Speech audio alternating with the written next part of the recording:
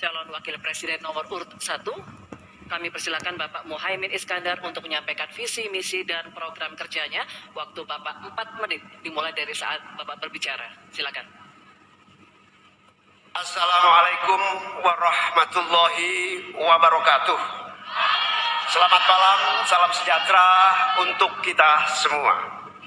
Hadratus Syekh Ki Hasyim Asy'ari, pendiri Nahdlatul Ulama, mengatakan, petani adalah penolong negeri. Akan tetapi, hari ini kita menyaksikan negara dan pemerintah abai terhadap nasib petani dan nelayan kita. Hari ini kita menyaksikan bukti bahwa hasil sensus pertanian BPS menunjukkan bahwa 10 tahun terakhir ini telah terjadi jumlah petani rumah tangga gurem, rumah tangga petani gurem berjumlah hampir 3 juta. Ini artinya 16 juta rumah tangga petani hanya memiliki tanah setengah hektar. Sementara ada seseorang yang memiliki tanah 500.000 hektar sebagai kekuasaan yang diberikan negara kepadanya. Di sisi yang lain, kita sangat prihatin. Upaya pengadaan pangan nasional dilakukan melalui food estate. Food estate terbukti mengabaikan petani kita, meninggalkan masyarakat adat kita, menghasilkan konflik agraria, dan bahkan merusak lingkungan kita. Ini harus dihentikan. Saudara-saudara sekalian, krisis iklim terjadi dan kita menyaksikan bencana ekologi terjadi di mana-mana.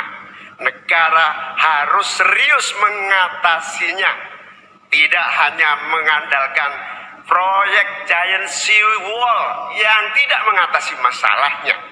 Kita harus sadar bahwa krisis iklim, kenyataan krisis iklim harus dimulai dengan etika. Sekali lagi, etika. Etika lingkungan. Etika lingkungan ini intinya adalah keseimbangan antara manusia dan alam. Tidak menang-menangan, seimbang manusia dan alam. Akan tetapi kita menyaksikan bahwa kita tidak seimbang di dalam melaksanakan pembangunan kita. Kita melihat ada yang namanya krisis iklim tidak diatasi dengan serius. Bahkan kita ditunjukkan anggaran mengatasi krisis iklim jauh di bawah anggaran sektor-sektor lainnya. Hadirin saudara sekalian setanah air yang saya cintai. Dengan kesadaran ini, maka kita harus kembali bahwa pembangunan nasional, bahwa kebijakan nasional harus berpijak kepada yang namanya keadilan. Keadilan iklim, keadilan ekologi, keadilan antar generasi, keadilan agraria, dan tentu keadilan sosial. Saudara-saudara sekalian, rakyat harus dilibatkan, rakyat tidak boleh ditinggal karena pemilik negeri ini rakyat, pemerintah hanyalah pelaksana dari pemilik negeri ini. Oleh karena itu, desa harus menjadi titik tumpu pembangunan. Petani, nelayan, peternak, masyarakat adat harus menjadi bagian utama dari program pengadaan pangan nasional. Reforma agraria harus menjadi kepastian distribusi lahan bagi para petani kita. Energi baru dan terbarukan harus digenjot, bukan malah dikurangi targetnya, diturunkan targetnya. Karena itu kita harus lakukan perubahan. Kita tidak boleh diam. Perubahan menghadapi masa depan kita dan generasi yang akan datang. Para petani dan seluruh warga bangsa yang terlibat, negara menunggu langkah kita bersemua. Kita semua harus menghadirkan perubahan untuk Indonesia yang lebih baik. Baik. Saudara-saudara sekalian, tanpa krisis iklim pun persawahan pertanian kita tidak memiliki air dan irigasi yang memadai. Bahkan dia lebih fatal lagi dalam mengadakan pengadaan pangan nasional. Petani tidak dilibatkan dan bahkan hanya melibatkan korporasi. Ini yang harus kita rubah. Kita ingin melihat bahwa potensi petani dan seluruh produk-produknya masih sangat luar biasa.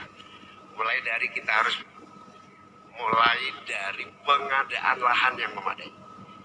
Dalam arti, lahan-lahan yang ada melalui reformasi agraria. Reforma agraria menjadi prinsipnya. Yang kedua, petani kita harus kita beri pupuk yang cukup dengan harga yang terjangkau. Bahkan banyak petani punya duit sebetulnya, tapi pupuknya tidak ada.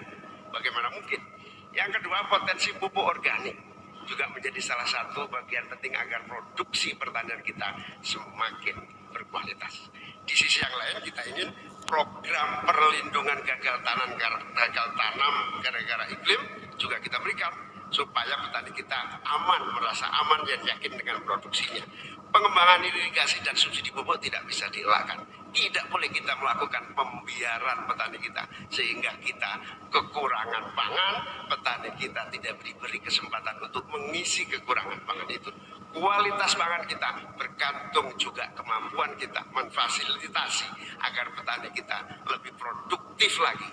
Dengan cara ini, desa-desa kita libatkan untuk menjadi bagian dari satu kesatuan pengadaan pangan yang berkualitas, sekaligus kita hentikan untuk ketergantungan dari pangan di luar produksi kita sendiri. Baik, terima kasih. Baik, terima kasih. Enak banget ya Gus ya, jawabnya sambil baca catatan tadi. Terima kasih. Saya catat sedikit. Yang penting ini bukan catatan Mahkamah Konstitusi. Kuncinya di sini adalah ekstensifikasi dan intensifikasi lahan. Kemarin tahun lalu kita sudah bangun pabrik pupuk di Fak-Fak. Kuncinya untuk meningkatkan produktivitas, ya kita harus genjot kawasan industri pupuk. Kita dekatkan pupuknya dengan lahan-lahan pertaniannya. Kuncinya pupuk, dan pupuk harus didekatkan dengan lahan-lahan pertanian. Otomatis produktivitas akan meningkat. Dan jangan lupa mekanisasi. Kita ingin meningkatkan produktivitas para petani pakai RMU, pakai combine harvester, dan juga kita melibatkan generasi muda melalui smart farming, pakai IoT untuk melihat pH tanah, keasaman tanah, kesuburan tanah, dan juga penggunaan drone untuk penyemprotan pestisida. Terima kasih. Baik. Gini loh, kalau akademis itu gampangnya kalau bertanya yang kayak gitu-gitu tuh recehan. Gitu. Recehan. Terima kasih Pak Gibran. Yang Anda sampaikan hanya mengulang apa yang saya sampaikan. Saya ingin memperdalam lagi bahwa petani kita ini potensinya besar sekali. Jumlah petani kita masih sangat besar. Potensi tanah kita subur masih banyak lagi. Di sisi yang lain, kita juga memiliki apa yang disebut kebutuhan pangan kita, juga pasar yang luar biasa. Nah, dalam konteks ini, antara suplai kita punya potensi, antara permintaan kita juga punya sangat kuat.